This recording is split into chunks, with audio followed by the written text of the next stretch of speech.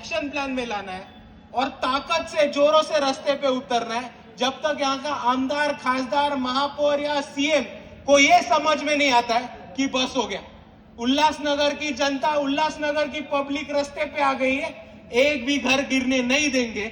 जब तक ये सीएम तक आवाज नहीं पहुंचती तब तक हमको ये आंदोलन और आक्रोश जारी रखना है भाइयों। एक्शन प्लान में लाना है और ताकत से जोरों से रास्ते पे उतरना है। जब तक यहाँ का आमदार, खासदार, महापौर या सीएम को ये समझ में नहीं आता है कि बस हो गया, उल्लासनगर की जनता, उल्लासनगर की पब्लिक रास्ते पे आ गई है, एक भी घर गिरने नहीं देंगे। जब तक ये सीएम तक आवाज नहीं पहुंचती तब तक हमको ये आंदोलन और आक्रोश जारी रखना है भाइयों।